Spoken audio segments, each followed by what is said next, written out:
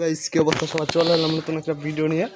Guys আজকে কিন্তু ঘরের ভিতর শুয়েছিলাম, কিন্তু পাখিদের চিৎকারের জন্য উঠে আসলাম এবং উঠে এই যে আমাদের মুরগির ঘরের চালের ওপর একটা পাখির বাচ্চা মতন দেখাচ্ছে এবং ওপরে তার মায়েরা চিৎকার করছে। মনে হচ্ছে এটা একটা গুই শালিকের বাচ্চা। হ্যাঁ, কিন্তু বাচ্চাটা এখানে পড়লো কিভাবে? আমাকে দেখে পালিয়ে যাচ্ছে। বাচ্চাটা কিন্তু এখনো অনেক ছোট, মানে ওড়ার চেষ্টা করছিল, হয়তো হয়তো ওড়ার চেষ্টা করতে গিয়ে বাসা থেকে পড়ে গেছে। আর বাসাটা হচ্ছে ওই জায়গাটায়, ওখানে বাসাটা।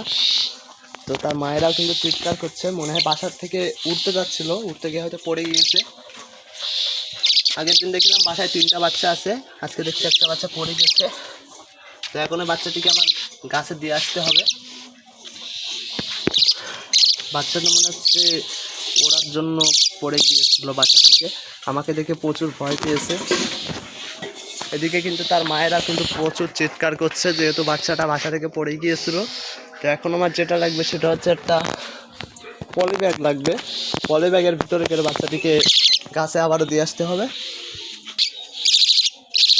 গাইস এই তো বাচ্চাটা প্রায় বড় হয়ে গিয়েছে, হয়তো এখনো ওড়া শিখিনি।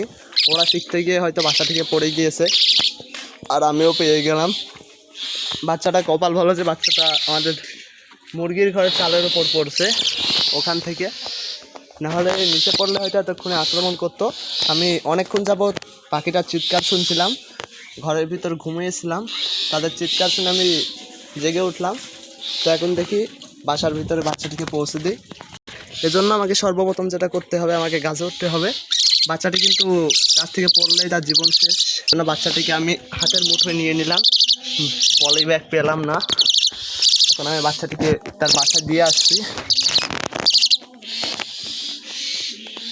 বাচ্চাটি দেখুন কত কিউট। গাছটিতে ভালোভাবে উঠতে হবে, নাহলে আমিও পড়বো, আমার ক্যামেরাটাও পড়ে যাবে, বাচ্চাটাও পড়ে যাবে। বাচ্চাটি মনে হচ্ছে অনেক খিদে পেয়েছিল। এদিকে তার মায়েদের চিৎকারটা একবার দেখুন। হাজার হাজার সন্তান হারানোর কষ্ট কিন্তু মায়েরাই বুঝতে পারে, যেমনটা দেখুন। হয়তো আমার ক্যামেরায় ধরা পড়ছে না, ওই তো দেখুন কি পরিমাণ চিৎকার করছে মাগুলো। গাছটি কিন্তু এখানে একটা ডাল আছে, এই জন্য উঠতে একটু রিস্ক হচ্ছে, তারপরে উঠছি। যদি না উঠি বাচ্চাটা হয়তো মারা যাবে। বাচ্চাটা আমাকে এখন একটু দেখে শান্ত হয়েছে। এদিকে আমিও উঠে যাচ্ছি গাছে ধীরে ধীরে। এখান থেকে কিন্তু এই ডালটার জন্য একটু সমস্যা হয়েছে, তারপরে দেখি পারে কিনা।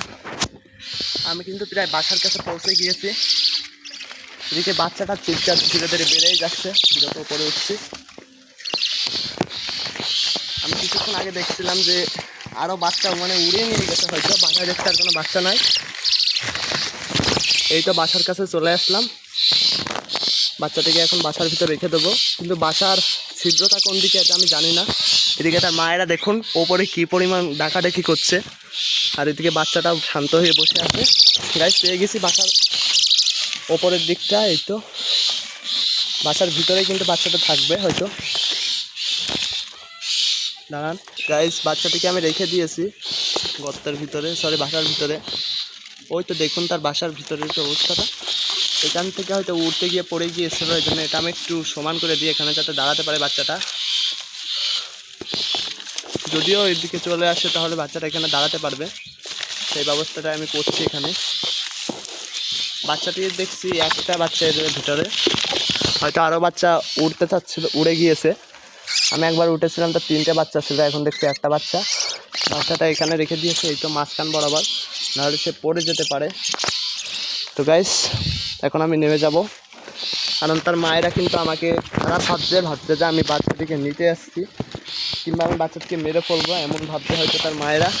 আমি কিন্তু কিছুই করলাম না, বাচ্চাটিকে বাঁচিয়ে দিলাম আল্লাহর রহমতে। তার মায়েদের একবার চিৎকারগুলো একবার দেখুন। হয়তো আমার ক্যামেরায় সব ধরা পড়ছে না, তারপর হয়তো একটু করে একটু দেখালাম।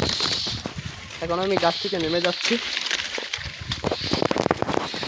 অবশেষে আমি বাঁচাতে পারলাম একটা শালিকের বাচ্চাকে।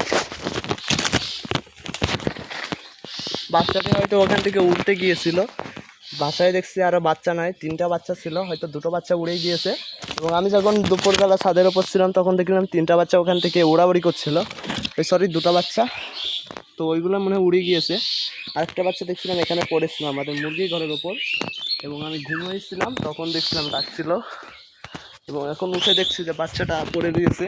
তা মারা চিৎকার করছে, যা তোরা তোদের সন্তানের কাছে ফিরে যা, সন্তান দেখে বাসায় আছে, হয়তো অনেকক্ষণ যাবত পড়ে আছে, শুধু আমাদের মুরগির ঘরের ওপর ছিল বলে কিছুটা আক্রমণ করতে পারেনি। আর যেহেতু বাসায় কেউ নাই আমাদের বাড়িতে, সবাই কিন্তু একটু বাইরে গেছে, তো জানি না আমি কাজটা ঠিক করলাম কি। যদি কাজটা ঠিক করে থাকি তাহলে আমার ভিডিওতে একটা লাইক দিন, আর যদি আমি কাজটা ঠিক করে থাকি নিজের ভাই মনেকে আমার চ্যানেলটি সাবস্ক্রাইব করে দিন, এবং আমার ভিডিওটা সুন্দর একটি কমেন্ট করে দিন।